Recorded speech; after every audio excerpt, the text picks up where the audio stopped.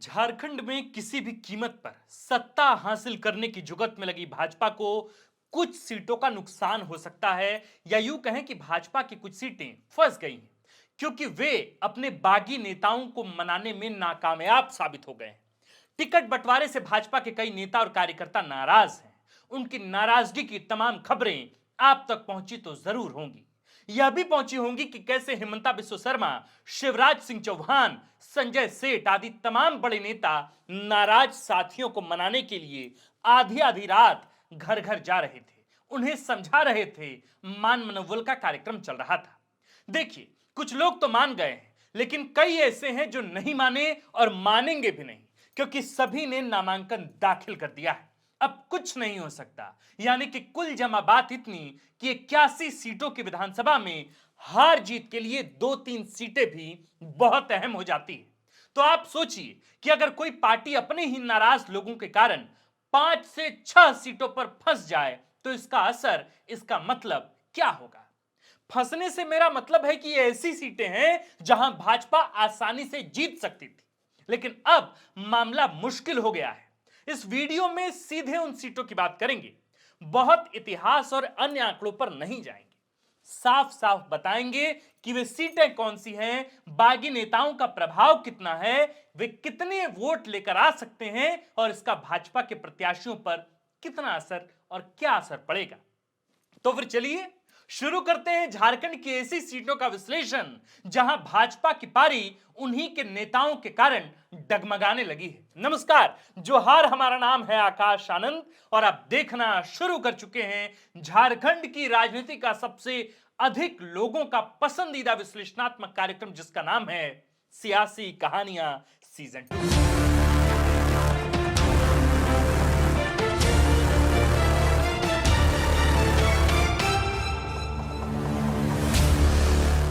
पहली सीट भाजपा के सबसे बड़े नेता, अघोषित तौर पर मुख्यमंत्री पद के दावेदार, पूर्व मुख्यमंत्री बाबूलाल मरांडी की सीट राजधनवार। जी हां, राजधनवार। यूं तो बाबूलाल मरांडी के लिए सबसे सेफ सीटों की गिनती में उनका गढ़ है। वे यहीं के रहने वाले हैं, यहीं से जीतते रहे हैं। इस बार भी भाजपा बाबूलाल की जीत को लेकर आश्वस्त थी, तब तक जब तक वहां से भाजपा नेता निरंजन राय ने चुनावी लड़ने का घोषणा नहीं कर दिया था। निरंजन राय को मनाने के लिए गोड्डा से भाजपा के सांसद निशिकांत दुबे उनके पास गए थे। कई अन्य लोगों ने भी उनसे बात करने की कोशिश की, किसी और तरीके से भी समझाने की कोशिश हुई, लेकिन सब नाकाफी रहे। निरंजन राय दरअसल बाबूलाल मरांडी के ही करीबी हुआ करते थे, लेकिन इस बार वे टिकट की आस में थे। नहीं मिली तो वे निर्दलीय खड़े हो गए। सीधी बात कहें तो उनका प्रभाव राजधनवार की अगली जाति के वोटरों में अच्छा है। यहां तक कि बाबूलाल को मिलने वाले फॉरवर्ड वोटों का एक कारण निरंजन राय को बताया जाता है।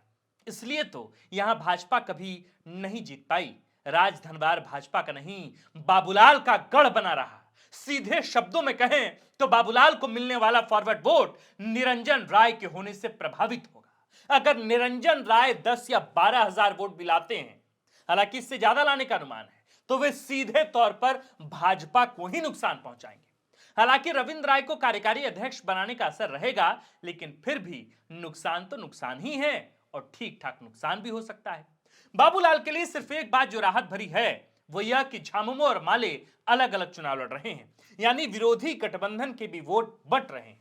अगर वे साथ होते तो बाबूलाल के लिए स्थितियां बहुत ही बुरी, बहुत ही बदतर हो सकती थी। हालांकि अभी भी बाबूलाल के ऊपर हार का खतरा बना हुआ है। इससे पहले कि हम दूसरी ऐसी सीट की चर्चा करें जहां बीजेपी मुश्किल में फंसती हुई दिख रही है, इससे पहले मैं राजधनवार पर एक आध दो बात और आपको बताया जाता हूं। देखिए, कहा जाता है कि केदार हाजरा, निरंजन राय, बाबूलाल मरांडी, इन तमाम लोगों की बड़ी अच्छी बनती थी। केदार हाजरा की बने ना बने, निरंजन राय और बाबूलाल मरांडी की बहुत अच्छी बनती थी। और केदार हाजरा का काम भी निरंजन राय ही देखा करते थे। ऐसे में जब केदार हाजरा का टिकट जमुआ विधानसभा सीट से कटा, तो केदार हाजरा को यह लगा कि बाबूलाल मरांडी के ही नेतृत्व में इस तरह के फैसले किए गए कि केदार हाजरा का टिकट काट दिया गया। अब इसका बदला और इसकी परिणति ऐसे हुई कि निरंजन राय, जो बाबूलाल मरांडी को राजधनवार में अतिरिक्त ताकत दिया करते थे अपने प्रभाव से, वही अब उनके खिलाफ बागी हो गए, यानी उनके खिलाफ चुनाव लड़ने को तैयार हो गए। यानी कि जमुआ सीट पर अपना ही चुनाव लड़ रहे केदार हाजरा बगल की सीट पर पूरा ध्यान जमाए हुए हैं। निरंजन राय के वास्ते वे बाबूलाल मरांडी की राह को मुश्किल और पथरीली बनाने की तैयारी कर रहे हैं, पर देखना होगा कि केदार हाजरा अपने मंसूबे पर कितना सफल हो पाते हैं और बाबूलाल मरांडी के लिए यह परीक्षा आखिर कितनी चुनौतीपूर्ण होती। तो चलिए बढ़ते हैं अब दूसरी सीट की तरफ। और दूसरी सीट कोई आम सीट नहीं है, दूसरी सीट झारखंड की राजधानी रांची की विधानसभा की सीट है। उत्तम यादव नहीं मान रहे हैं, संदीप वर्मा शायद मान गए हैं, वे चुनाव रांची से अब नहीं लड़ेंगे। सीपी सिंह जो कि बीजेपी के प्रत्याशी हैं रांची सीट से, उनके लिए स्थितियां अच्छी नहीं बताई जा रही। रांची में धनवार जैसी भी स्थितियां नहीं है कि यहां झामुमो और कांग्रेस अलग अलग चुनाव लड़ रही है, नहीं। यानी इंडिया गठबंधन से सिर्फ एक ही नाम है, जबकि भाजपा की तरफ से नाराज खेमा, नाराज गुट, नाराज नेता भी चुनावी मैदान में बैटल ग्राउंड में हैं। सीधे शब्दों में कहें, उत्तम यादव भाजपा का ही वोट काटेंगे, यानी कि गेम यहीं से बदल जाएगा। यही बात सीपी सिंह ने खुद भी कही कि नाराज नेताओं को समझना चाहिए कि उनके इस कदम से झारखंड मुक्ति मोर्चा को फायदा होगा, महुआ मांझी को फायदा होगा, जिसके विरोध में 5 साल से वे लोग खड़े थे।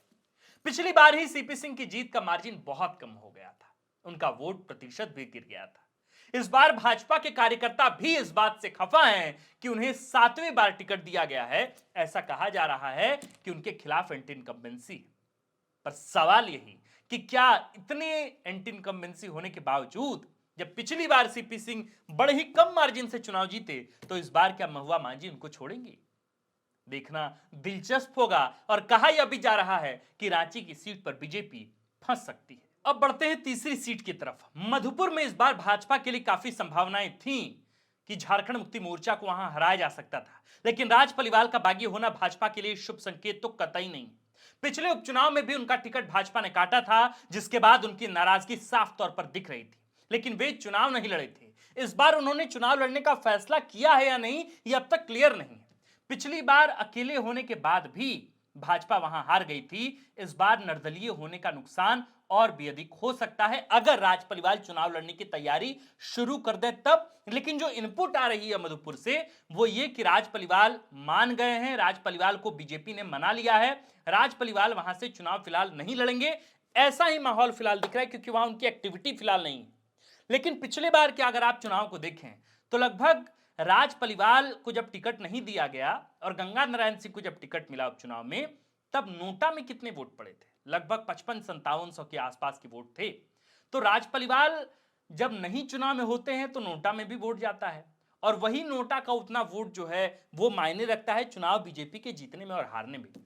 देखिए, बात बड़ी इसलिए भी है मधुपुर में, क्योंकि मधुपुर में सीधी सीधी लड़ाई जो है वो गंगा नारायण सिंह और मधुपुर में राज पलिवाल के बीच है। ऐसा लगता है कि बीजेपी वहां दो भागों में है, क्योंकि वहां तीसरे मोर्चे में निशिकांत दुबे हैं, जो गंगा नारायण सिंह के नॉमिनेशन में भी पहुंचे थे और जिनका राज पलिवाल से बनता भी नहीं है।